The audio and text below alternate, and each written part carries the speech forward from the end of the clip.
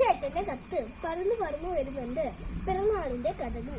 പ്രിയ diesel കൂട്ടുകാരെ, അന്ന് രാത്രിയിലാണ് ആശുപത്രിയിലേക്ക് പോയത്. പ്രകാശയിൽ നിന്ന് തങ്കമണി വരെ പലരും ചേർന്ന് കട്ടിലിൽ നിന്ന് അമ്മയെ ചുമന്നുകൊണ്ട് പോയി.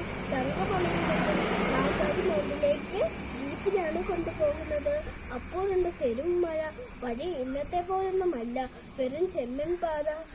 മഴ പെയ്യുമ്പോൾ ചെളി കുഴഞ്ഞ മൺപാതയിലൂടെ ജീപ്പ് കയറാൻ കൂടെ വന്നവർ ജീപ്പിൽ നിന്നിറങ്ങി തള്ളും.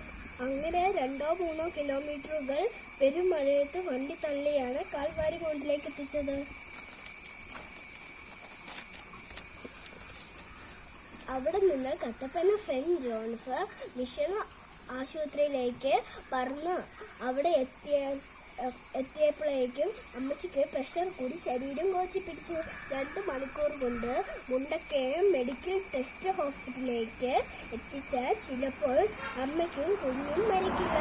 പിന്നെ ദൈവം തമ്പുരാനെ എന്ന് വിളിച്ചൊരു പോക്കാണ്. അന്ന് KK റോഡ് ഇന്നത്തെ പോലെയൊന്നുമല്ല. വളവും പൊടിയും കുഴിയാണ്, വീതി തീരെ കുറവും. അങ്ങനെ പറന്നു പോകുമ്പോൾ അമ്മയുടെ ബോധം പോയി. എല്ലാവരും ജീപ്പിൽ ഇരുന്ന് നിലവിളിച്ചു, കൊന്ത ചൊല്ലി പ്രാർത്ഥിച്ചു. ഒരു വളവ് തിരിഞ്ഞപ്പോൾ അതാ ഒരു വലിയ പാണ്ടിലോറി വലിയ തടികളുമായി നീങ്ങുന്നു. ജീപ്പിന് ഓവർടേക്ക്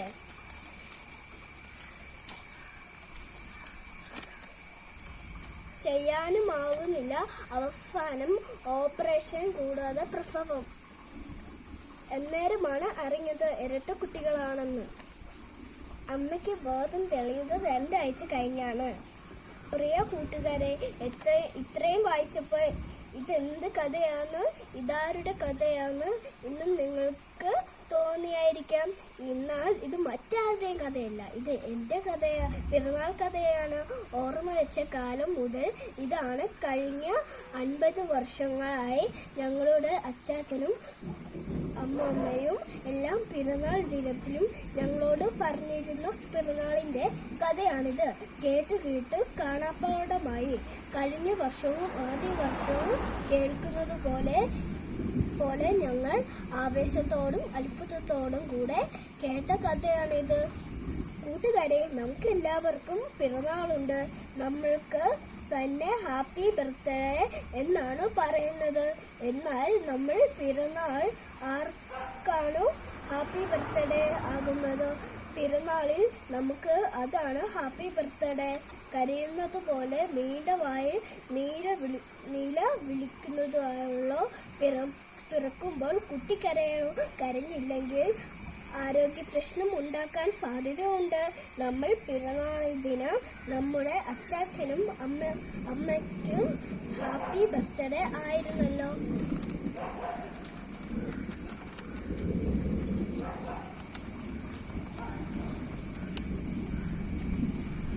ഇത് വായിക്കുന്ന നിങ്ങൾ ഒന്നറിയണം. നിങ്ങൾ ഇന്ന് ഹാപ്പി ബർത്ത്ഡേ എന്ന് വിളിക്കുന്ന നിങ്ങൾക്ക് ഓർമ്മയില്ലാത്ത ആ ദിവസത്തിന് ഒരു കഥയുണ്ട്.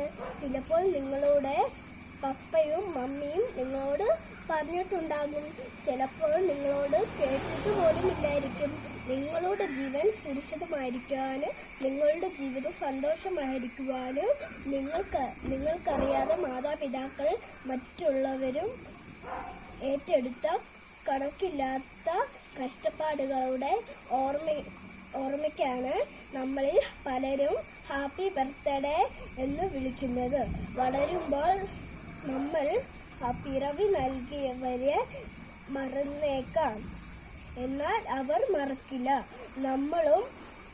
നമ്മളും സമാധാനത്തിനു മുമ്പ് കാട്ടിക്കൂട്ടിയ അസഹനീയമായ സകല ദുഃഖങ്ങളുടെ അവർ ഒരിക്കലും മറക്കില്ല. ഇന്ന് അച്ചാച്ചൻ മരിച്ചതിനു ശേഷമുള്ള ആദ്യത്തെ പിറന്നാളിലും ഒന്നാമത്തെ ഹാപ്പി ബർത്ത്ഡേയുടെ ഓർമ്മകൾ പറന്നു വരുന്നുണ്ട്. ഈ ദിനത്തിലെ